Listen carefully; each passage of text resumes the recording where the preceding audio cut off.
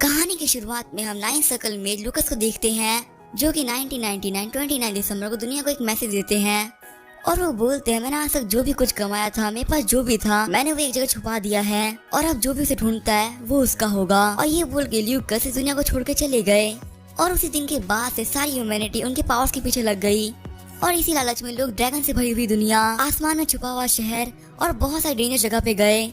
लेकिन पूरे 20 साल तक खोजने के बाद भी किसी के भी हाथ कुछ नहीं लगा। और सीन चेंज होता है 2007 मैजिक कैसल का सीन दिखाया जाता है और हम देखते हैं लॉरेंस फैमिली की यंग मास्टर एड्रियन को, जो एक बहुत ही हम्बल इंसान होते हैं। और लॉरेंस हमें बताता है कि लास्ट लाइफ में वो एक सोल्जर था, लेकिन सभी लोगों को रीइंकार्नेट कराने वाले ट्रक ने इनको भी रीइंकार्नेट करा दिया और इसी तरीके से सोल्जर किम मिंगी से एड्रियन लॉरेंस बना और अब ये एक नोबल फैमिली का सेकंड सन है, जो कि एक बहुत ही ज्यादा पावरफुल फैमिली है। और हम देख सभी लोग इनको काफी ज्यादा पसंद भी करते हैं क्योंकि काफी ज्यादा जीनियस है, लेकिन जीनियस होने की वजह से कुछ लोगों से नफरत हो गई। और हम देखते हैं एड्रियन को, जब वो एक दिन बैठ के पढ़ रहे होते हैं तभी अचानक से उनको एक स्ट्रोक आता है और वो वहीं पे गिर जाते हैं। और जब डॉक्टर वहाँ पे आते हैं तो वो बताते हैं कि एड्रियन को पॉइजन दिया गया था और वो बहुत ज्यादा किस्मत से बचा है। लेकिन लॉरेंस को ये बात पता थी कि आखिर ये सब किसने करवाया है, लेकिन पता होने के बावजूद भी लॉरेंस कुछ भी नहीं कर पाया क्योंकि वो इंसान थी लॉरेंस फैमिली की फर्स्ट वाइफ एना लॉरेंस। और ये जानते हुए भी कि उन्होंने सब कुछ किया, मैं कुछ भी नहीं कर पाया क्योंकि वो एक नोबल थी और मेरी मॉम एक कॉमनर। और भले से ये वर्ल्ड कितना ज्यादा डेवलप था, इसने कॉमनर और नोबल के बीच में अंतर कर दिया। और यहाँ तक कि सब कुछ जानते हुए मेरे फादर ने कुछ भी नहीं किया और उन्होंने भी अपनी आंखें बंद कर ली। और ये सब जानने के बाद मैंने भी एक जीनियस की तरह दिखना बंद कर दिया और खुद को एक लूजर बना लिया। और हम देखते 10 साल बीत गए होते हैं और आज का दिन होता है May 4, 2019 और हम देखते हैं एड्रियन 20 ईयर्स का हो गया होता है और वो आज एक कन्वीनियंस स्टोर पे आया होता है। और जो कन्वीनियंस स्टोर पे बंदा होता है वो बोल रहा होता है, ये तो एक नोबल फैमिली के सेकंड सन, आखिर यहाँ पे क्या कर रहे हैं, क्या इनको अपने गार्ड्स को नहीं भेजना चाहिए था यहाँ पे सामान लेने के लिए।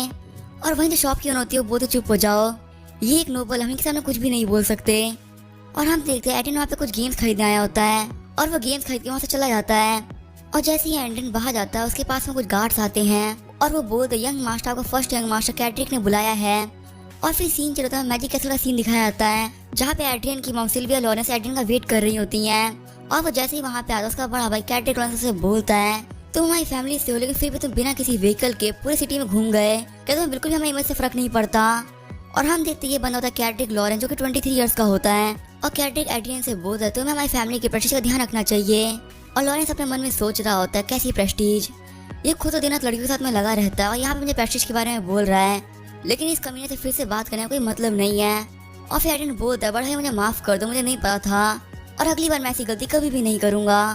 और कैट्रिक बोलता है, वैसे भी तुम एक कॉमनर हो और तुम्हारे में तो गंदा खून है, इसकी वजह से तुम्हें ये सब आदत है और सच में से तो कोई भी कुछ भी नहीं कर सकता।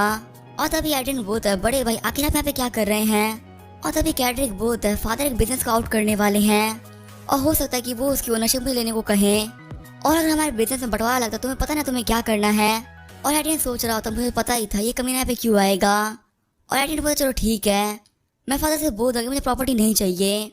और कैट्रिक बोल चलो काफी अच्छी बात है, तुम समझदार इंसान हो। और एड्रियन बोलता चलो ठीक है, मैंने आपसे बात कर ली, मैं जा रहा हूँ गेम्स खेलने के लिए। और कैट्रिक बोलता हाँ तुम यही करो, तुम इसी के काबिल हो। और ये बोल कैट्रिक वहाँ से चला जाता है और अपने रूम के अंदर जाते हुए एड्रियन हमें बता रहा होता है जब से उसके ऊपर पॉइजन का अटैक हुआ उसने अपने जेम्स वाली इमेज को छोड़ दिया और अब वो दिन में बैठ के सिर्फ घर पे गेम्स खेला करता है। और क्योंकि मैंने अपने जेम्स वाली इमेज को छोड़ दिया, सभी लोगों ने मेरे पे ध्यान देना बहुत ज़्यादा कम कर दिया और यहाँ तक कि फादर को भी मुझसे कुछ खास फर्क नहीं पड़ता। और इसी वजह से मेरे स्टेप मदर ने मुझ पर कभी अटैक नहीं करवाए और ये मैं तरीका था सेफ रहने का। और मुझे पता है बिना किसी बैकग्राउंड के मैं अपने मदर के खिलाफ फाइट नहीं कर सकता, इसी वजह से मैं 10 साल से काफ़ी नॉर्मल लाइफ जी रहा हूँ और इन पूरे 10 साल तक मैंने सिर्फ गेम्स ही खेले हैं। और हम देखते वो अपने कमरे में आ गया होता है और अंदर आके वो अपना वर्चुअल रियलिटी गेम कॉर्निकल ऑनलाइन को चालू कर देता है और उसे बताया जाता है कि आपका जो कैरेक्टर है और आपकी रियल बॉडी को सिंक किया जा रहा है। और एड्रियन बोलता है मुझे क्रॉनिकल ऑनलाइन गेम इसलिए पसंद है क्योंकि जो भी कुछ मैं इसमें सीखता हूँ रियल लाइफ में बदल जाता है। और फिर हमें एड्रियन बताता है कि आखिर उसने ये गेम खेलना चालू ही क्यों किया। वो बोलता 10 साल पहले जब उसने अकेडमी में एनरोल किया था तो उसे एक असाइनमेंट मिला था जिसमें से मैनुअल लुकस के बारे में लिखना था, लेकिन रिसर्च करते उसे कुछ काफ़ी अच्छा पता चला और वो था एक इंग्लिश वर्ड वाई। लेकिन चाहे एड्रियन ने इस बारे में कितना भी सोचा उसे भी एक बार पता चली कि वाई एक इंग्लिश वर्ड है जो कि यहाँ पे बिल्कुल भी यूज़ नहीं किया जाता। तो आगे ग्रेट से लुकस को ये वर्ड कहाँ से पता चला और इसी बात को जानने के लिए उसने लुकस के बारे में और भी रिसर्च करी और फिर धीरे धीरे करके उसको अर्थ की टेक्नोलॉजी, अर्थ के गेम्स और बहुत सारी चीज़ें मिली। और यहाँ तक कि जो वर्चुअल रियलिटी गेम मैं खेल रहा हूँ इसको भी लूकस ने ही बनाया था। और अपनी इस दिनों की रिसर्च को और अपनी प्रीवियस लाइफ की नॉलेज को मिला के मुझे कुछ पता चला, और वो चीज़ लूकस ने जो चीज़ अपने पे छोड़ी थी उसकी लोकेशन, और वो लोकेशन थी क्रॉनिकल गेम्स के अंदर। और हम देखते हैं एडन को फाइनली लूकस का फेट मिल गया होता है। इस चीज़ से वो काफ़ी ज़्यादा खुश होता है और एडन बोलता है मैं जो भी कुछ चाहता हूँ मैं वो कर सकता हूँ, क्योंकि अब मेरे पास ग्रेड से लूकस का फेट है। लेकिन तभी हम देखते हैं एडन पे एक गॉब्लिन अटैक कर देता है और एडन उस पर अटैक करते हुए उस गॉब्लिन को मार देता है। और अब एडन का लेवल हो चुका होता है 10 और उसे नोटिफिकेशन आती है कि आपने लूकस के फेट के फर्स्ट स्टेज को क्लियर कर लिया है। और तभी हम देखते हैं एडन के पास में एक डोर अपीयर होता है और उसे नोटिफिकेशन आती है कि इस डोर के पार floor of the magic tower है जो कि लूकस ने बनाया था। और जैसे ही एडन इस गेट को ओपन करता है उसका फर्स्ट सर्कल क्रिएट हो जाता है। और एडन बोलता है लूकस ने जो अपने पे छोड़ा था वो पैसा नहीं था, वो थी उसकी अल्टीमेट पावर। और काफी टाइम तक वहाँ पे ध्यान लगाने के बाद में उसकी बॉडी में सर्कल क्रिएट हो जाता है। और एडन सोच रहा होता है लूकस के सिर्फ 1 सर्कल इतनी ज्यादा है कि मैं इसको बिल्कुल भी संभाल नहीं पा रहा। और चलो जब मेरे पास अब 1 सर्कल का मैजिक आ चुका है तो मेरे पास बहुत सारी बुक्स है सीखने के लिए। और जैसे ही वो एक बुक उठाने वाला था उसे नोटिफिकेशन आती है और वो नोटिफिकेशन होती है कि आप सिर्फ एक क्लिक के अंदर ही इन सारी बुक्स का नॉलेज अपने अंदर ले सकते हैं। और एडन बोलते तो बहुत बड़ा मजाक हो गया। लेकिन हम थोड़ी देर बाद का सीन देखते हैं एडन बोलते में काफी हेडेक हो रहा है और मुझे बिल्कुल ही बिलीव नहीं हो रहा कि मैं सिर्फ एक क्लिक के अंदर ही यहाँ पे बड़ी सारी बुक्स का नॉलेज अपने अंदर ले लिया है। हालांकि यहाँ पे जितनी बुक्स थी उन सभी को एक साथ याद करने की वजह से मेरी बॉडी में काफी ज्यादा पेन हो रहा है और ऐसा लग रहा है कि मैं सर फटने वाला है। लेकिन चलो कोई बात नहीं, रिवॉर्ड काफी ज्यादा बड़ा है।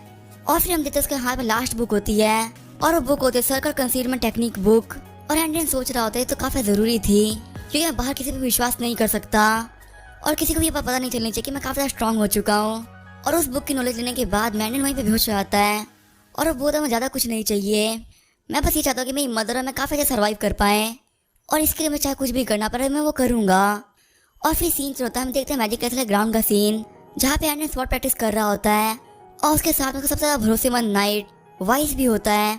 और वाइस बोल रहा होता है यंग मार्शल आपने काफी अच्छी ट्रेनिंग करी और आखिर आपने स्वॉर्डमैनशिप कहाँ से सीखी है। एडन बोलता है आजकल मैं गेम खेलते करते काफी थक जाता हूँ, इसी वजह से मैं सोचा कि मैं थोड़ा बहुत ट्रेन भी करना चाहिए। और वहीं एडन अपने मन में सोच रहा होता है अगर मैं रियल लाइफ में ट्रेनिंग करता हूँ तो मेरी बॉडी काफी स्ट्रांग बनेगी जिससे कि चीज मेरी गेम में भी काफी ज्यादा हेल्प कर सकती है। और इसके अलावा मैं अपनी बॉडी के अंदर के माना सर्कल को और अपनी बॉडी की पावर्स को बहुत बढ़ते हुए देख सकता हूँ और गेम की वजह से मैं डे बाय डे बहुत स्ट्रांग बनता जा रहा हूँ। और चलो तो काफी ज्यादा अच्छी बात है कि मुझे लास्ट में माना कंसीलमेंट बुक मिल गई थी जिसकी वजह से मैंने अपने मैजिक को छुपा रखा है और यहाँ पे कोई भी नेट में मैजिक को डिटेक्ट नहीं कर पा रहा। और ये सब सोचते हुए एंडन काफी ज्यादा खुश होता है। तभी वाइस बोलता है मास्टर का आपसे कुछ अच्छा हुआ है, आज आप बहुत अच्छे दिख रहे हैं। और एंडन बोलता है नहीं कुछ भी नहीं, मुझे गेम के अंदर काफी अच्छा आइटम मिला था। और वहाँ बाकी जितने भी नेट से तो वो बोल रहे होते ये कचरा है, देखो यहाँ पे ट्रेनिंग ग्राउंड में भी ये सिर्फ गेम के बारे में बात कर रहा है और ये बेवकूफ सर कैटे के सामने कुछ भी नहीं है। और तो वाइस बोलते हैं कभी ना ये सब बोलने की हिम्मत कैसी हुई, मैं अभी आके इनको सबक सिखा के आता हूँ। और तभी एडन बोलता है तुम्हें ऐसा करने की कोई जरूरत नहीं है। और एडन अपने मन में सोच रहा होता है अभी तो मैं इसे इग्नोर कर रहा हूँ लेकिन जैसे मैं काफी ज्यादा पावरफुल बन जाऊंगा मैं इनमें से किसी को भी नहीं छोड़ने वाला और जितने भी लोगों ने मेरे साथ बुरा किया मैं उन सभी को काफी ज्यादा अच्छा सबक सिखाऊंगा। और फिर सीन चलता हम देते हैं एडन को तो फिर से गेम के अंदर आ गया होता है और वो आते अपने सिस्टम को खोल लेता है और वहाँ पे वो काफी सारी चीजें खरीदने लगता है। और वो बोलता है मैं तो ये सब चीजें पहले भी खरीदना चाहता था लेकिन पहले जो मेरा लेवल था वो काफी ज्यादा कम था और यहाँ तक कि मैं शॉप को भी ओपन नहीं कर सकता था, इसी वजह से मैंने कुछ भी नहीं खरीदा, पर अब मैं सब कुछ खरीद लूंगा। और तभी से नोटिफिकेशन आते कि आज एक मेन इवेंट होने वाला है जिसकी वजह से आपको एक सपोर्टर की जरूरत पड़ेगी, तो क्या आप एक सपोर्टर भी परचेज करना चाहेंगे। और एडन सोचा होता हाँ सपोर्टर, देखा तो मेरी बॉडी काफी ज्यादा वीक है और मैं यूज ही मैजिक को करता हूँ तो मुझे एक सपोर्टर की जरूरत तो पड़ेगी और वैसे भी मैं एक नोबल हूँ तो बस पैसे की कोई भी कमी नहीं है, मेरे लिए सबसे ज्यादा जरूरी है लेवल अप करना। और फिर हम देखते हैं खुद के लिए सपोर्टर ढूंढने लगता है लेकिन उसे सभी बहुत लो ग्रेड के सपोर्टर्स मिल रहे होते हैं और उन्हें उसमें से कोई भी सपोर्टर पसंद में नहीं आता।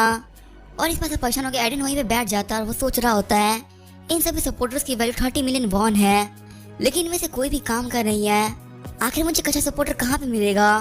और तभी हम देखते हैं उसके सामने एक सपोर्टर आती है जिसका नाम होता है आर्सिया द हेवनली स्टील और उसके रेट्स भी काफी कम होते हैं लेकिन उसका जो आर्टिफैक्ट होते हैं काफी बेहतरीन होते हैं।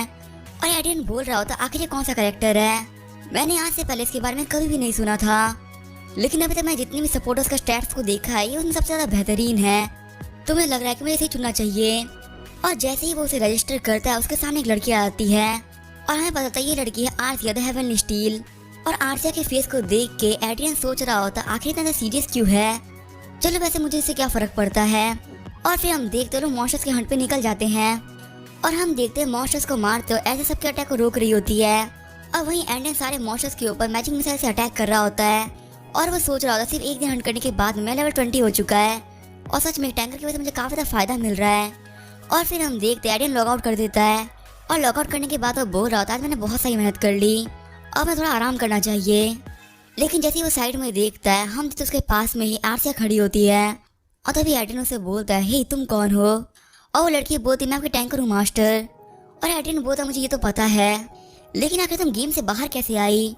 और आरसिया बोलती अब मुझे समझ में आया मेरे यहाँ प्रथम की वजह से आप सोचा आखिर मैं यहाँ पे कैसे आई। और आरसिया बताते कि रियलिटी में मैं एक एंड्रॉइड हूँ और मेरे क्रिएटर थे सर मैनुअल लुकेस और आप मुझे बनाया हुआ एक आर्टिफैक्ट भी बोल सकते हैं। और एडन बोला तुम्हारे कहने का मतलब तुम्हें सर लुकेस ने बनाया है। और आरसिया बोलती हाँ आप सही बोल रहे हैं। और एडन अपने मन में सोच रहा होता है अगर मुझे पहले पता होता कि रियल वर्ल्ड में अपीयर हो जाएगी तो मैं कभी भी इसको नहीं चुनता। और फिर एडन पूछता जो तुम्हारे गेम में स्टैट्स थे और यहाँ पे स्टैट्स वो सेम है क्या। और आरसिया बोलती हाँ मेरे लेवल से काफी रेस्ट्रिक्ट कर दिया गया है और जो मेरा लेवल है वो ग्रैंड मास्टर के बराबर है। और एडन सोचा था क्या ग्रैंड मास्टर ये तो एक बहुत ही बड़ी पोस्ट होती है। और फिर हमें बताया जाता है कि जो नाइट्स होते हैं 9 लेवल्स होते हैं और मेरा 8th लेवल है वो है ग्रैंड मास्टर। और एक ग्रैंड मास्टर एक 8 सर्कल मैजिशियन जितना पावरफुल होता है। और फिलहाल ये जिस किंगडम में रह रहा है उस किंगडम का नाम है रेनहार्ट किंगडम और जो स्ट्रॉन्गेस्ट बंदा है वो भी सिर्फ 7th क्लास पर ही है। और यहाँ तक इस पूरे वर्ल्ड में सिर्फ एक ही इंसान है जो कि 8th क्लास पर है। और साथ ही मैनुअल लुकेस काफी ज्यादा ग्रेट इंसान थे क्योंकि उन्होंने एक मॉन्स्टर क्रिएट किया है। और ज्यादातर काफी अच्छी बात है कि मैंने इसको चुन लिया क्योंकि इसे मेरे ऑर्डर्स मानेगा और अब मैं इसका मास्टर हूँ। लेकिन आखिरकार मैं इसको छुपाऊं कैसे। और फिर एडन आरसिया से पूछता है क्या तुम फिर से अपने वर्ल्ड के अंदर जा सकती हो। और आरसिया बोलती नहीं मेरे वर्ल्ड में फिर से नहीं जा सकती। और एडन बोलता तुम बहुत ज्यादा पावरफुल हो क्या तुम अपने मैजिक को छुपा सकती हो। और आरसिया बोलती हाँ मैं अपने मैजिक को कंसील कर सकती हूँ। और फिर हम देखते हैं आरसिया अपने मैजिक को कंसील करने लगती है और थोड़ी देर कंसील करने के बाद में उसने अपने मैजिक को छुपा लिया होता है। और एडन सोचा होता है काफी ज्यादा अच्छी बात है ये अपनी मानव को छुपा सकती है और कम से कम किसी भी नेट की ये बात पता नहीं चलेगी कि इसकी पावर कितनी ज्यादा है। और वैसे ही पूरे घर के अंदर मेरी जो इमेज है वो काफी ज्यादा खराब है और सभी लोग मुझे एक लूजर समझते हैं। तो अगर मैं घर में एक लड़की भी लेके आता हूँ इससे कुछ खास फर्क नहीं पड़ने वाला। और फिर मैं थोड़ी देर बाद का सीन दिखाया जाता है वहाँ पे जितने मेट्स होते हैं वो बोल रहे होते हैं हे तुमने क्या सुना है जो हमारे सेकंड यंग मास्टर है वो अपने रूम में से एक लड़की को बाहर निकाल के लेके जा रहे हैं। और लगता है कि अब तो वो और भी ज्यादा घटिया इंसान बन चुके हैं। पहले वैसे भी उनकी इमेज कुछ अच्छी नहीं थी और अब तो वो ये सारे काम भी करने लगे। और हम ये सब करते करते कुछ दिन बीत जाते हैं और अब एडन का लेवल 30 हो चुका होता है और उसने अपने लुकस फेट के सेकंड स्टेज को ओपन कर लिया होता है। और सेकंड स्टेज को क्लियर करने की वजह से उसके मैजिक टावर का 3rd लेवल भी स्टार्ट हो गया होता है। और फिर एडन आरसिया से पूछता है जब तुम रियल वर्ल्ड में रहती हो मेरे साथ में तो आखिर तो अपनी बॉडी क्या करती जो गेम के अंदर रहती है।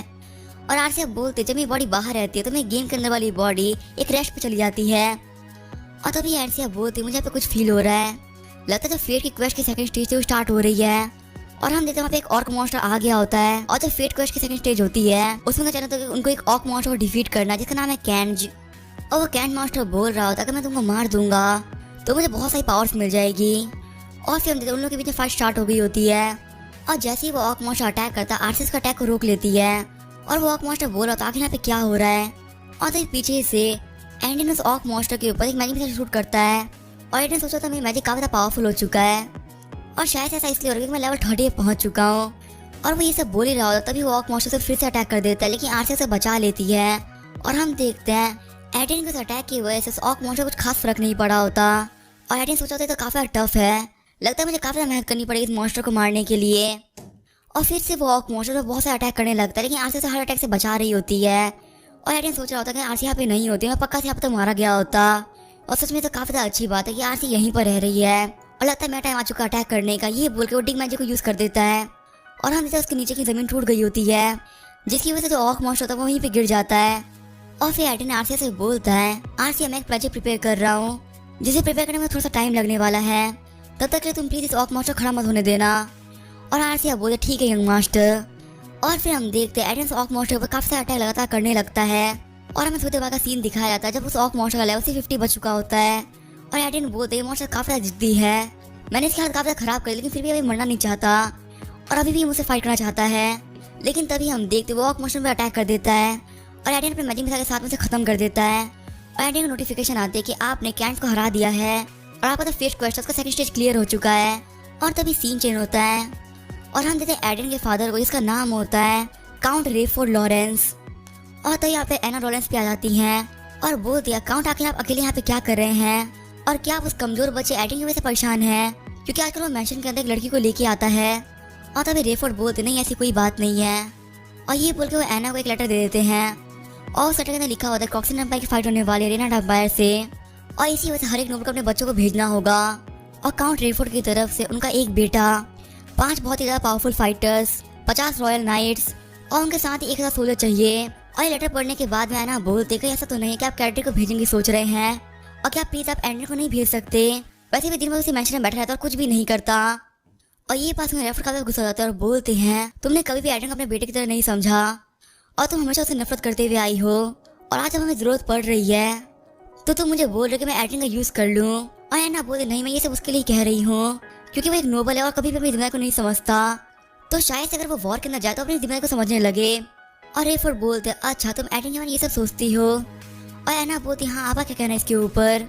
और रेफर बोलते चलो ठीक है, मुझे पता जो कैटरिक है वो इस टेरिटरी का सक्सेसर है और तुम्हें और फादर इन लॉ को कैटरिक की बहुत ज़्यादा टेंशन रहती है, तो ये लास्ट टाइम होने वाला जब मैं तुम्हारी तरफ फेवर करने वाला हूँ और मैं इस बार एंड्रयू में बैटलफील्ड में भेजने वाला हूँ। लेकिन एक बात याद रखना, जब वो बैटलफील्ड से वापस आएगा तब तुम उसको बिल्कुल भी परेशान नहीं करोगी और उसको उसकी फ्रीडम दी जाएगी, और कभी भी एडियन या सिल्विया पे कोई भी मिस्टेक अटैक नहीं होने चाहिए। अगर ऐसा होता है तो मैं मानो ये सब तुमने करवाया है, और मैं तुमसे यही कहना चाहता हूँ कि वो बच्चा काफी ज्यादा मासूम है और प्लीज उसको और परेशान मत करो और उसको उसकी लाइफ फ्रीडम से जीने दो। और सीन चलता हम देखते हैं एडियन को जो ग्राउंड में प्रैक्टिस कर रहा होता है और उसको प्रैक्टिस करते हुए देख के वाइस बोल दे सर आप काफी अच्छे से प्रैक्टिस कर रहे हैं और पिछले कुछ दिनों के अंदर आपकी बॉडी काफी ज्यादा स्ट्रॉन्ग बन चुकी है, और सच में आपको ग्रो करते हुए देख के मुझे काफी ज्यादा खुशी हो रही है। और एडियन सोचा था हाँ मेरी स्किल्स काफी ज्यादा इंप्रूव हो चुकी है, और वैसे मैंने एक ऑक मॉन्स्टर को हरा दिया था और अभी मैं लेवल 30 पे, तो ये तो होना ही था। और एडियन हमें बताता लास्ट में वो गेम के अंदर गया था तो उससे एक नई स्किल सीखी थी और उस स्किल की वजह से उसे एक स्पेस मिल गया है। जैसे ही गेम के अंदर उसके पास इन्वेंट्री है जिसमें वो सामान रख सकता है, और वैसे ही रियल लाइफ के अंदर मेरे पास एक स्पेस आ रहा है जिसमें मैं कुछ भी रख सकता हूँ, और ये मेरे काफी काम की चीज़ है। और जो मेरा गेम है रियलिटी में बदलता जा रहा है, ऐसा हो सकता है कि मैं फ्यूचर में ल्यूकास इतना पावरफुल मेज बन जाऊं और साथ ही मेरी जो फिजिकल एबिलिटी है वो एक ग्रैंड मास्टर के लेवल पे पहुंच जाए। और अगर ऐसा हो जाता है तो मैं शायद से आंख में ल्यूकास से ज़्यादा पावरफुल बन जाऊंगा और इस कॉन्टिनेंट का हिस्ट्री सबसे स्ट्रॉन्गेस्ट इंसान। और ये सब एडियन सोच रहा होता है, इसके पास एक बंदा आता है और बोलता है यंग मास्टर एंड्रियन आपको लॉर्ड ने मिलने के लिए बुलाया है। और फिर मैं थोड़ी देर बाद का सीन दिखाया आता है, एंड्रियन अपने फादर से मिलने के लिए आ गया होता है और वहाँ पे कैड्रिक, एना और सिल्वा ही प्रेजेंट होते हैं और रेफोर्ड ने एंड्रियन सारी बातें बता दी होती है। एंड्रियन सोच रहा था मुझे पता ही था ये लोग मुझे सिर्फ काम पढ़ने पे बुलाएंगे, और कैड्रिक बोल रहा होता फादर आप ऐसा कैसे कर सकते हैं, इस फैमिली का फ्यूचर हेड मैं बनने वाला हूँ, तो आखिर हमारी फैमिली को रिप्रेजेंट करने के लिए ये क्यों जा रहा है। और तभी रेफोर्ड बोलते हैं कैड्रिक तुम फ्यूचर में ये पोजीशन लेने वाले हो और हम लोग तुम्हें बिल्कुल भी डेंजर में नहीं डाल सकते। और ये बात सुन सिल्विया बोलती हैं आप ऐसा कैसे कर सकते हैं, क्या आप ये बोलना चाहते हैं आपका जो पहला बेटा है उसके सामने का दूसरे बेटे की कोई भी इंपॉर्टेंस नहीं है। और रेफोर्ड बोलते हैं सिल्विया मेरी बात को गलत मत समझना, मैं अपने दोनों ही बेटों को काफी ज्यादा प्यार करता हूँ, लेकिन ये जो बात ये टेरिटरी की बात हो रही है अब मैं टेरिटरी के होने वाले रूलर को बिल्कुल भी डेंजर में नहीं डाल सकता। और एंड्रियन अपने मन में सोच रहा होता है सच में इन्होंने इतनी बड़ी बात मेरे मुंह पे बोल दी और मुझे अभी इन पे बहुत ज्यादा गुस्सा आ रहा है, लेकिन चलो वैसे भी ये मेरे लिए तो बुरा नहीं है क्योंकि जब तक मेरे पास हेडगियर रहेगा मैं गेम में एंटर कर सकता हूँ, और क्योंकि मैं एक बहुत ही बड़ी फैमिली का यंग मास्टर हूँ तो शायद से कोई मेरे बैटलफील्ड को परेशान करेगा, और जितनी जल्दी मैं इस कैसे से बाहर निकल पाऊंगा उतना ज़्यादा मुझे एना को नहीं देखना पड़ेगा। और एंड्रियन बोलता मैं समझ में आ गया फादर, मैं इस वॉर के अंदर पार्टिसिपेट करने वाला हूँ। और रेफोर्ड बोलते मेरी बात समझना थैंक यू बेटा। और कैड्रिक बोला तुम ये पोजीशन लेने की हिम्मत कर रहे हो और सिर्फ फादर का डिसीजन है इसी वजह से मैं तुमको छोड़ रहा हूँ, लेकिन अगर तुमने मेरी फैमिली का बिल्कुल भी नाम खराब किया मैं तुम्हें नहीं छोड़ूंगा। और एंड्रियन अपने मन में सोच रहा होता है ये बहुत ही बड़ा बेवकूफ़ है, यहाँ पे बैटलफील्ड में मरने के लिए बात कर रहा हूँ और ये भी फैमिली का हेड बनने की बात कर रहा है, क्या सच में बहुत बड़ा बेवकूफ़ है। और एंड्रियन बोलता फादर मैं अपना बेस्ट दूंगा और क्या मैं यहाँ से जा सकता हूँ, मुझे गेम खेलने हैं। और तभी रेफोर्ड बोल 2 मिनट रुको मुझे तुमसे कुछ बात करनी है।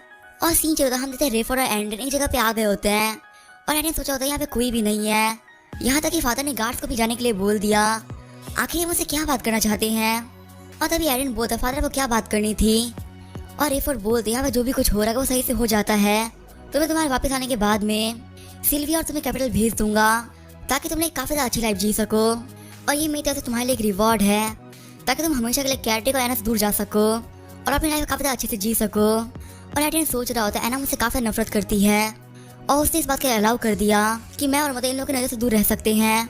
और वो हमें बिल्कुल परेशान नहीं करेगी। आखिर कैसे पॉसिबल हो सकता है? मैं अपने फादर की बातें पूरी तरह से भरोसा नहीं कर सकता, क्योंकि मुझे इस एना की बातें बिल्कुल विश्वास नहीं है। वो एक बहुत ज़्यादा बुरी औरत है। और एंडी बोलता चलिए तो काफ़ी ज़्यादा अच्छी बात है। और ये फिर बोलता मैं पता चल चुका है, तुम्हें मेरी बातें बिल्कुल विश्वास नहीं हो रहा ना? और एंडी बोलता फादर ये तो बात की बात है, सबसे पहले तो यही टास्क है कि मुझे इस बैटलफील्ड जिंदा वापस आना है। हो सकता है कि मैं इस बैटलफील्ड में मारा जाऊँ, एक बैटलफील्ड है और वहाँ पे हमारी लाइफ बिल्कुल भी सिक्योर नहीं रहती। तो मैं इस चीज़ के बारे में आने के बाद सोचूंगा। और ये फिर बोलते हाँ तुम सही बोल रहे हो बेटा। और फिर अपने जेब में हटाते उसे कुछ दे देते हैं। और एडिन बोलता है आखिर ये क्या है? और ये फिर बोलते ये एक आर्टिफैक्ट है जो कि तुम्हें चारों तरफ 5th क्लास की शील्ड को लगाए रखेगा और वक्त आने पर तुम्हें 7th क्लास के अटैक से बचा सकता है। और ये बैटलफील्ड में तुम्हें काफ़ी हेल्प भी करेगा। और एडिन सोच रहा था बहुत वैल्यूएबल है। और एडिन बोला थैंक यू डैड। और ये फिर बोलता एक बात याद रखना बेटा, प्लीज़ वापस जिंदा लौटना। और जैसे ही एडिन पीछे देखता है वो देखता है कि एना और कैट्रिक उसको देख रहे होते हैं। और सच में इन कमियों को बिल्कुल भी चैन नहीं है। क्या मैं अपने फादर 2 मिनट बात भी नहीं कर सकता? और एफर्ट बोलते हैं अपनी मदर के बाद बिल्कुल टेंशन मत लो, जब तक मैं यहाँ पे मैं वो कुछ भी होने नहीं दूंगा। और एडिन सोच रहा था जब मैं 7 साल का था तब मुझे किसी ने पॉइजन कर दिया और तब मेरे फादर मैंने कुछ खास नहीं किया। और उस टाइम में अपने फादर से काफ़ी डिसअपॉइंट हो चुका था। और फिर लाइफ में से बहुत सारे मौके आए जब मैं हर बार फादर से डिसअपॉइंट होता गया। लेकिन फिलहाल पूरी टेरिटरी में मैं किसी पे विश्वास कर सकता हूँ तो सिर्फ एक ही इंसान है और वो है मेरे फादर। और तभी एडिन बोलता हाँ मैं ज़रूर से करता हूँ, फादर मैं पे बहुत ज़्यादा ट्रस्ट करता हूँ।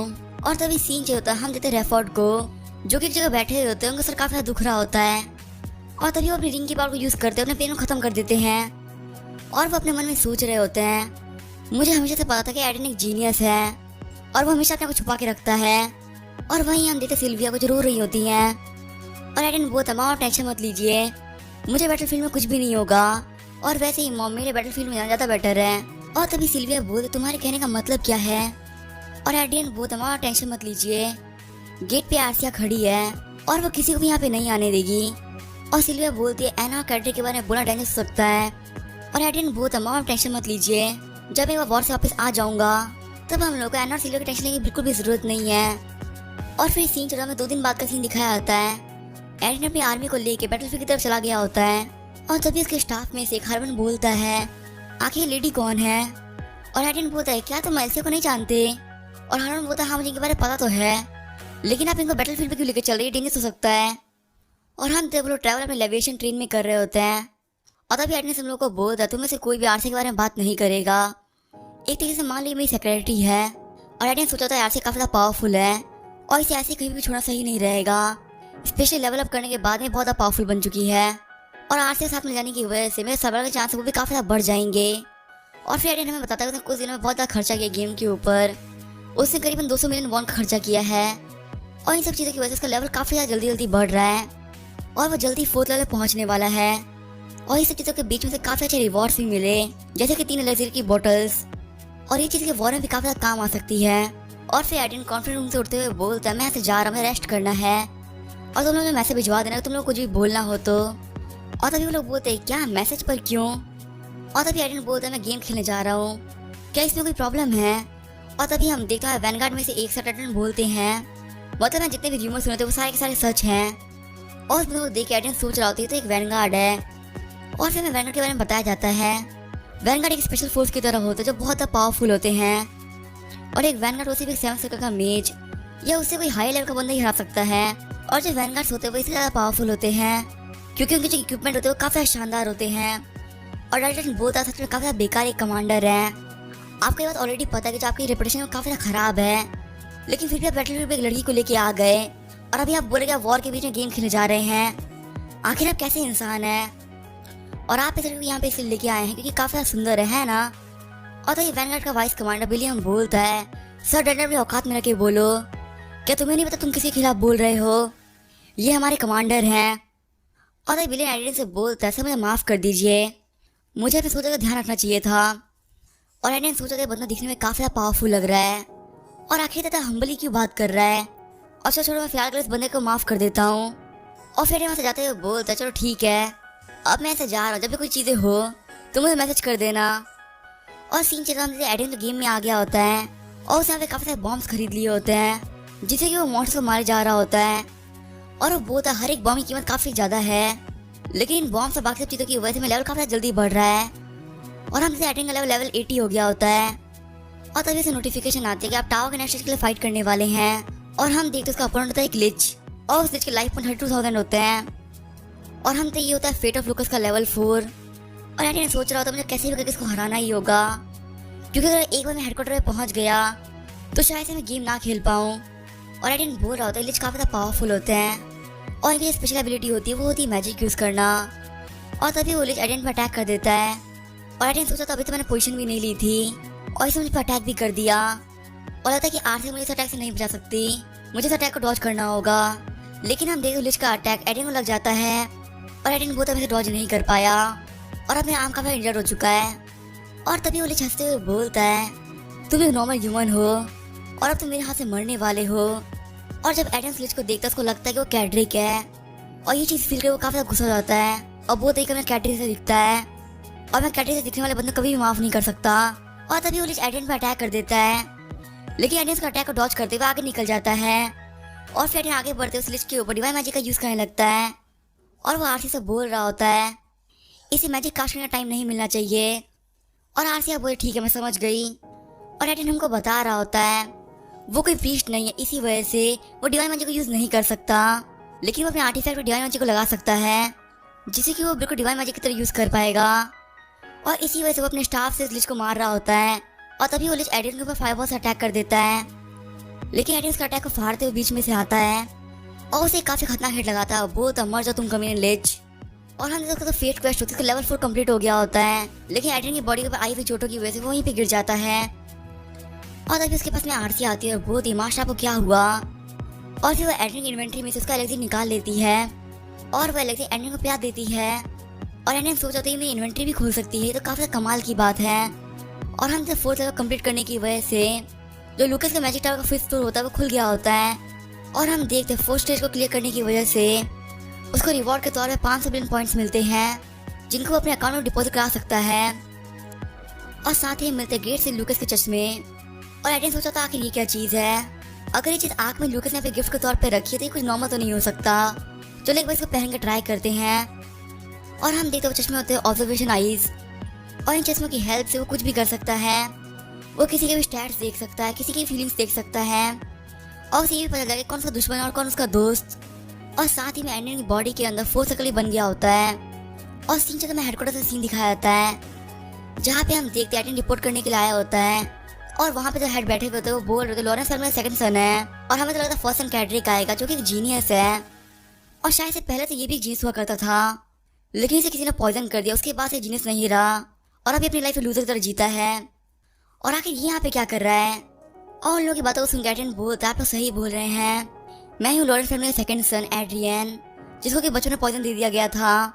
और ऑफिसर बोलते हाँ तुम सही बोल रहे हो, लेकिन मुझे तुम देखने से कहीं से भी एक लूजर नहीं दिखते, लगता है तुम्हारे पास रूमर्स को काफी गलत फैले हुए हैं। और वो ऑफिसर खुद को इंट्रोड्यूस करते हुए बोलते हैं मेरा नाम है विस्काउंट इवांस और मैं यहाँ पे हेडक्वार्टर्स का चीफ ऑफ स्टाफ हूँ। और दूसरे ऑफिसर बोलते हैं मेरा नाम है विस्काउंट मिलर और मैं भी यहाँ पे चीफ ऑफ स्टाफ हूँ।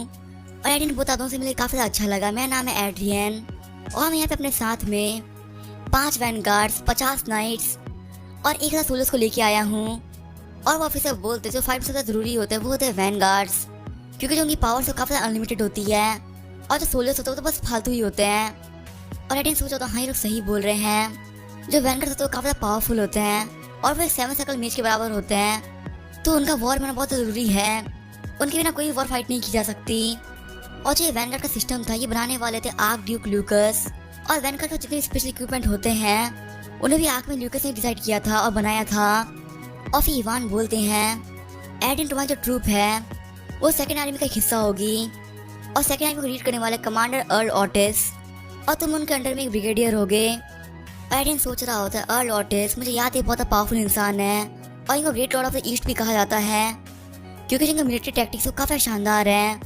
और फिर एडिन अपने लोग के पास में आता है बोलता है सभी लोग सुनो मेरी बात, हम लोग कमांडर अर्ल ऑटिस के पास में चलना है और सबसे पहले उनको अपनी रिपोर्ट देनी क्योंकि हम उनके अंडर में रहेंगे।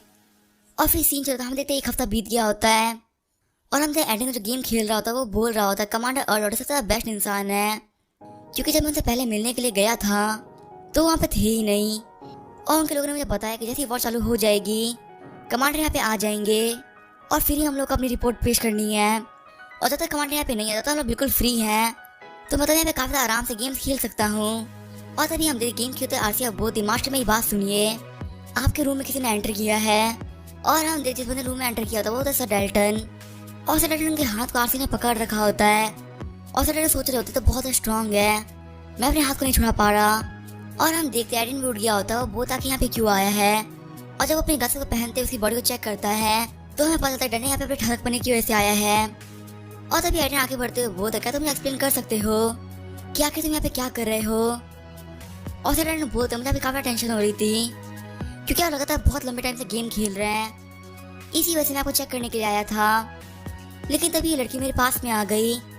तभी एडिन सर एडिन के पाँव पे किक मारता है और सर एडिन बोलता आखिर आप पे क्या कर रहे हैं। और एडिन बोलता मैंने बोला था मैसेज भेजने के लिए, आखिर तुम यहाँ पे क्यों आए।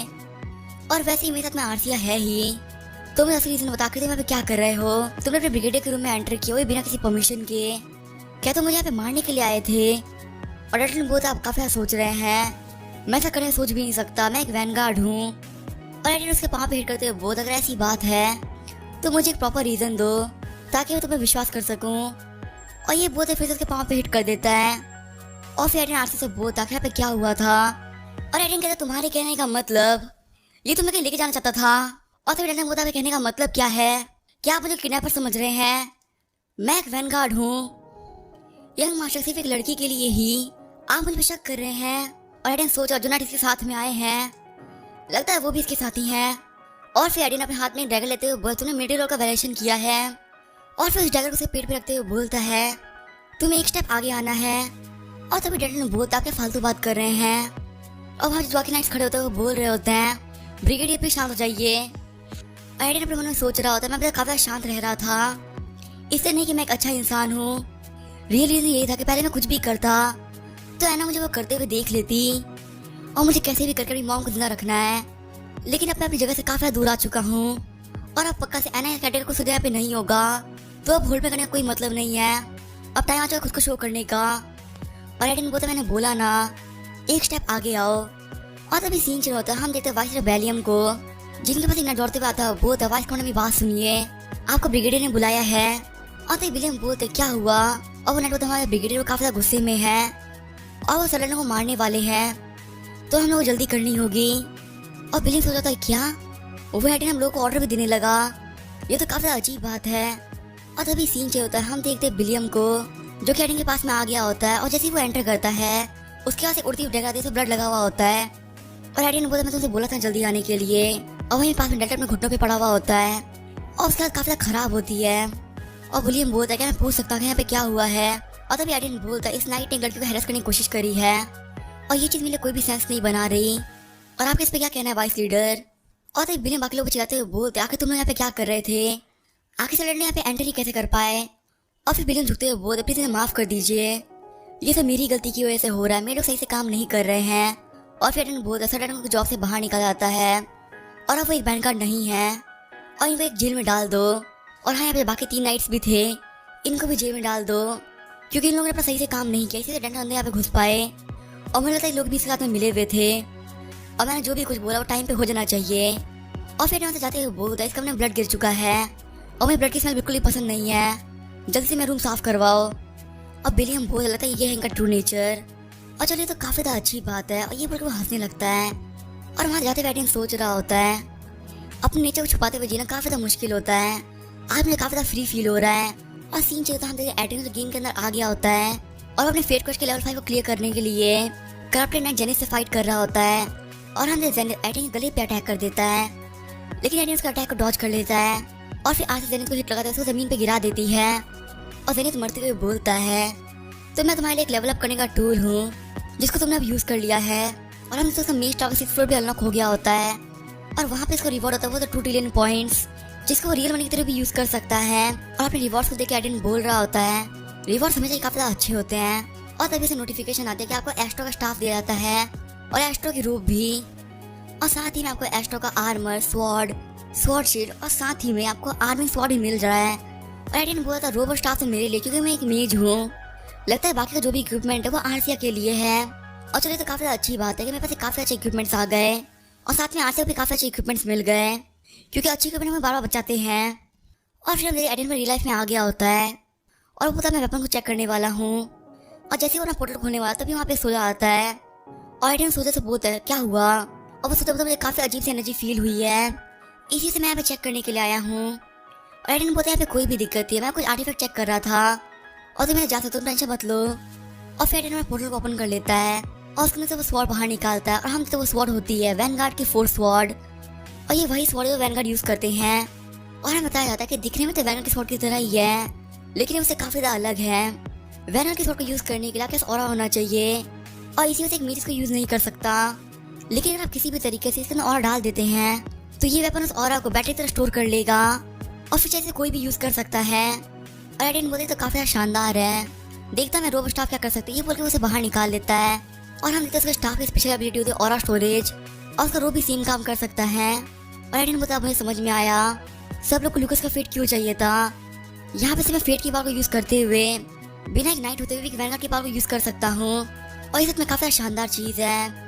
और फिर हम देखते ऐसे ही करते 2 हफ्ते बीत गए होते हैं और जो क्रोजन एम्पायर के लोग थे वो फ्रंटलाइन पे आ चुके हैं, वो फैक्ट्री तैयार हो चुके हैं। और जैसे वो डेल्टा वाला इंसिडेंट हुआ है तब सभी लोग एडन से काफी डरने लगे हैं।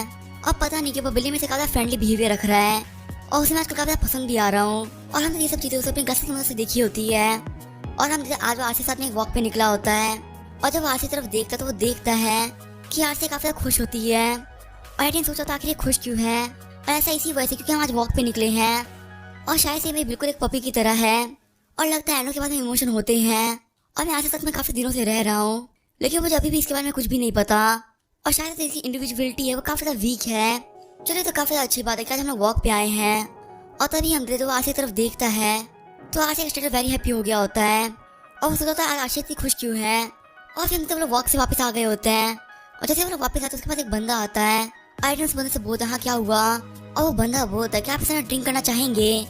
और हम तो वो बंदा काफी एम्बेस्ड ऑकवर्ड हो रहा होता है और आइडन सोचा तो लगता है इसको ये सब करने के लिए पिछले वाले बंदों ने बोला है और वो लोग इसको बुली कर रहे हैं। और आइडन बोलता है क्या उन्होंने तुम्हें सब करने के लिए कहा है। और फिर बोलता नहीं ड्रिंक नहीं करना, ये बकवास से निकल जाता है। और अभी आइडन रुकते हुए बोलता है आखिर तुम एक नाइट क्यों हो। और नाइट बोलता है मुझे माफ कर दिया, मैंने आपकी डिसरिस्पेक्ट करी, लेकिन आप ये नाइट में भी सवाल कैसे उठा सकते हैं। और आइडन सोचा था मेरे कहने का वो मतलब नहीं था, मैं इसकी बेइज्जती नहीं कर रहा हूँ। असल में जो इसके स्टैट्स थे वो काफी ज्यादा अच्छे थे और मैंने पहली बार किसी ऐसे इंसान को देखा है जिसके पास में आरसी से टैलेंट हो और इसका टैलेंट सबसे अच्छा है माना के अंदर।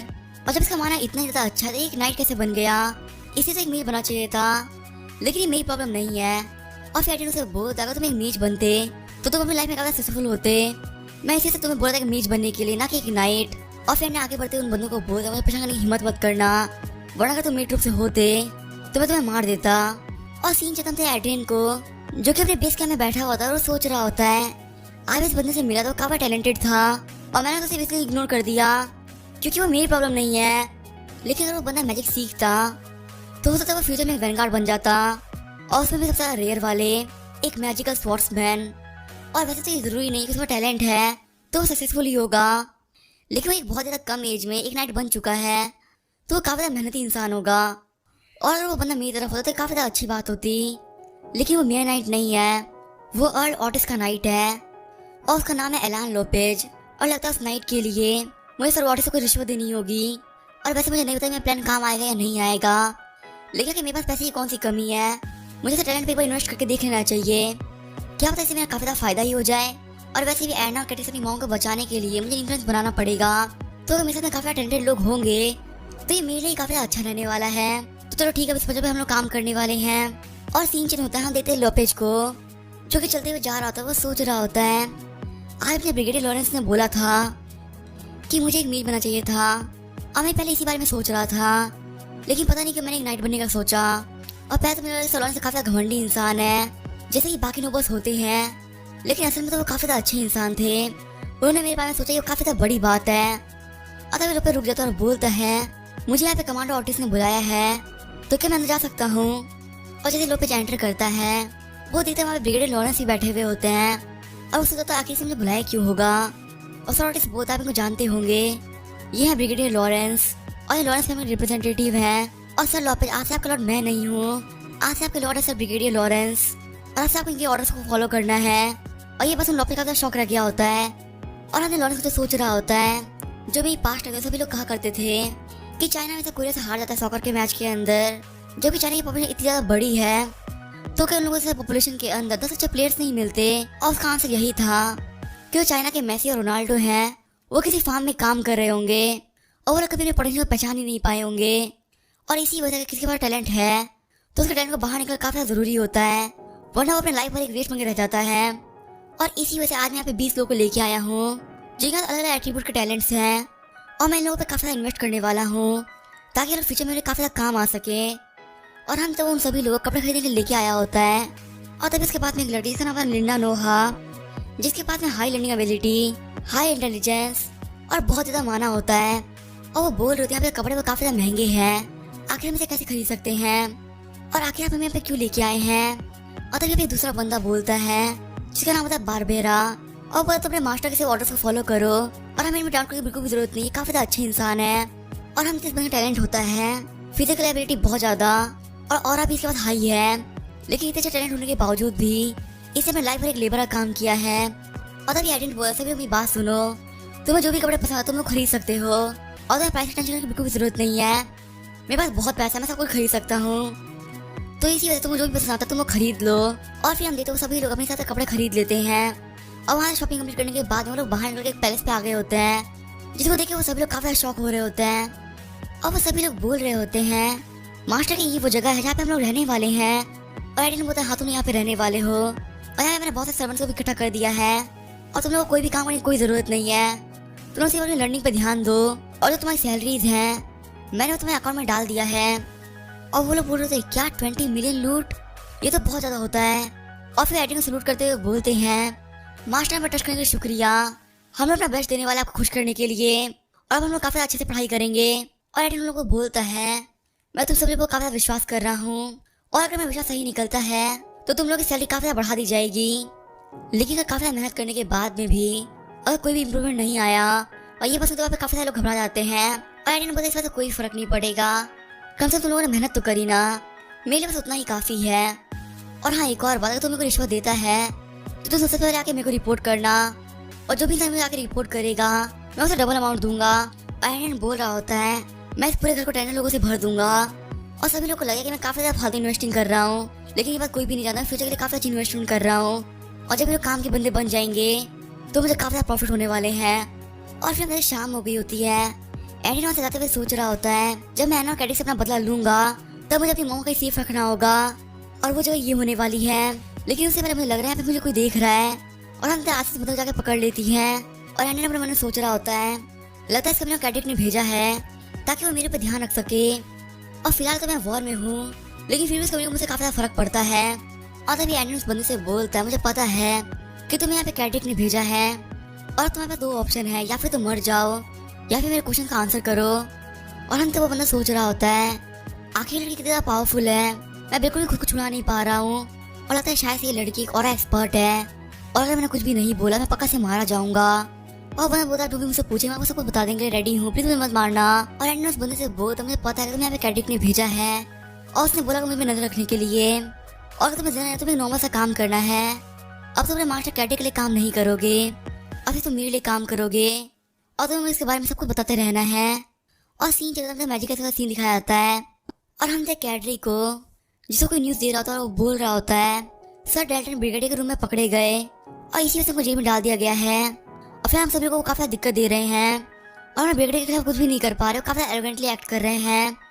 और हम कैडेट सोच रहा होता है मेरे फादर ने मुझे बोला था कि मैं एडमिन पे ध्यान दूं और उसकी फोर्स क्या करी सब देखता रहूं, लेकिन क्योंकि मैंने अपना काम अच्छे से नहीं किया इसी वजह से फादर मुझे बहुत डांटा था और अब वो मेरे पे काफी गुस्सा भी है। और अब तो मेरा बंदा डेल्टन में पकड़ा जा चुका है तो अभी बस कोई भी ऑप्शन नहीं बचता और मैं एडमिन को ज्यादा परेशान नहीं कर सकता।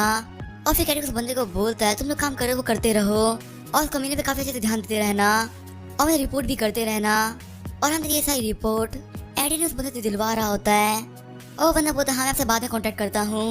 और एडी हमें बताता है कि उस दिन के बाद से उसे कैटे की हर एक न्यूज मिलने लगी और उसे जितने भी लोग चुना टैलेंट के बेस के ऊपर वो लोग भी काफी अच्छे से ग्रो किए और भी सभी लोग काफी मेहनत कर रहे हैं और साथ ही मेरा भी काफी अच्छी चल रही है। और जो मैं लेवल हो चुका है 159 और अब सिर्फ एक लेवल अप करते ही मैं अपने 6 सर्कल पे पहुंच जाऊंगा। और तभी हम देखते हैं एडिन को एक मैसेज आता है और उस मैसेज में लिखा हुआ होता है ब्रिगेड यहाँ पर कमांडर ने बुलाया है और प्लीज आप जल्दी से आ जाइए। और फिर हम देखते हो गेम से निकल रियल लाइफ में आ जाता है और बाहर निकलते एक बंदे से पूछता आखिर क्या हुआ। और वो बंदा बताता है क्रॉसन एम्पायर के जो फोर्ट्रेस थे वो हमारे बॉर्डर्स में घुस चुके हैं और जल्दी खतरनाक और चालू होने वाली है और इसी वजह से आपको कमांडर ने बुलाया है। और फिर सीन चलता मीटिंग का सीन दिखाया जाता है और हम अर्लोटिस बोल रहे होते हैं जो हमारे एनिमी को हम पे ध्यान दे रहे हैं और इसी वजह से कोई भी सोल्जर ऐसे ही बाहर ना निकले क्योंकि वो हमारे बॉर्डर्स के अंदर घुस चुके हैं और यहाँ पे कोई भी स्पेशल आर्टिफैक्ट को यूज़ नहीं करेगा और ना ही किसी डिवाइस को। वो लोग कैसे भी वो ट्रैक नहीं करने चाहिए और जितने भी हायर रैंक्स के बंदे हैं वो सब रेडियो को यूज़ करें कम्युनिकेशन करने के लिए। और अर्लोटिस एडेन से बोलते हैं एडेन आप ही अपने गेम को नहीं खेलेंगे और अगर आप गेम खेलते हुए पकड़ेंगे तो काफ़ी बड़ी प्रॉब्लम हो सकती है आपके लिए। और फिर वो खड़े होता है और बोल सभी लोग मेरी बात सुनो, ये एक वॉर इसकी तैयारी अच्छे से करना क्योंकि अब सब कुछ दाव पे लग चुका है। और सीन चलता हमसे एडेन को जो गेम खेल रहा होता है और उसने एक 200 ऑगरे को मार दिया होता है और एडेन बोल रहा होता है मैं 6 तक पहुंचने वाला हूँ और सब में गेम खेलने में काफ़ी ज़्यादा मज़ा आता है, काफ़ी सारे बेनिफिट्स भी मिलते हैं। और सिर्फ उन लोगों के मना करने पे आखिर मैं गेम खेलने को छोड़ूँ, मैं बिल्कुल भी गेम खेलना बंद नहीं करने वाला। और हमसे उसको इस बार 10 ट्रिलियन लूट मिला होता है जो कि उसके बैंक अकाउंट में ट्रांसफर कर दिया गया होता है और साथ ही में एक सब सपोर्टर ब्लैक सुपरसोनिक ईगल भी मिलता है। और एंडियन बोलता है क्या एक सब सपोर्टर, और इस गेम में इसकी पावर चेक करने का कोई मतलब नहीं है, मैं इसकी पावर को रियल लाइफ में चेक करने वाला हूँ आखिर कितना पावरफुल है। और ये बोलकर गेम से लॉग आउट कर देता है और रियल लाइफ में आ जाता है और जब वो अपने रूम में देखता है वो बोलता है वो यहाँ पे नहीं है। और फिर वो अपने ट्रेन से बाहर निकलता है और बोल रहा होता है आज से तो मेरे कमरे में ही अपीयर हुई थी, आखिर ये कहाँ पे अपीयर होने वाला है और आखिर ये मुझे मिल क्यों नहीं रहा। और तभी आज से आप बोलती मास्टर वहाँ पे देखिए। और तभी यहाँ पे कुछ सोल्जर भी आता है और बोलते हैं ब्रिगेड संभल के रहिएगा, हमारी तरफ कोई काफी तेजी से आ रहा है। और तभी हम देखते हैं यहाँ पे सुपरसोनिक ब्लैक ईगल लैंड करता है और एंडियन अपने लोगों से बोलता है बिल्कुल पावर को यूज मत करना। और फिर वो ब्लैक ईगल के पावर को चेक करते हुए बोलता है इसके फिलहाल सिर्फ एक ही स्किल है, लेकिन जैसे मैं पावरफुल बनता जाऊंगा वैसे ये भी काफी ज्यादा पावरफुल बन जाएगा। और ये बोलकर वो उसे सहलाने लगता है और वहाँ पे जितने भी गार्ड होते हैं वो सोच रहे होता है कि ये क्या हो रहा है। और तभी वो सोल्जर बोलता है ब्रिगेड आखिर आप क्या कर रहे हैं। और एंडियन सोच रहा होता मैं तो भूल ही गया था कि मैं रियल लाइफ में खड़ा हूँ और लगता है मेरे पास कोई भी ऑप्शन नहीं बचा। और ये बोलकर वो इस ईगल से बोलता है क्या तुम मेरे दोस्त बनोगे। और ये बोलकर वो इस ईगल को गले लगा लेता है और क्योंकि वो ईगल एंडियन का सब सपोर्टर होता है वो भी इसे गले लगा लेता है और काफी ज्यादा खुश भी होता है। और वहाँ पे गार्ड्स तो बोल रहे होते हैं आखिर वो अटैक क्यों नहीं कर रहा और आखिर वो ब्रिगेड से इतना फैमिली कैसे बिहेव कर पा रहा है। और वो एंडियन सोच रहा होता है आखिर मुझे कब तक एक्टिंग करनी पड़ेगी। और फिर बताया जाता है उस दिन के बाद से वॉर स्टार्ट हो गई, एक बहुत ही खतरनाक वॉर। और हम तो एंडियन को जो बैठा हुआ होता है वो सोच रहा होता है मैं पहली बार एक वॉर में कमांड दे रहा हूँ और पता नहीं यहाँ पे ये सब क्या होने वाला है। और तब इसके बाद एक बंदा आता है और बोलता है कमांडर हमारे पास कोई वैंकर्स हमला करने के लिए आ रहे हैं, आखिर हम लोग क्या करें।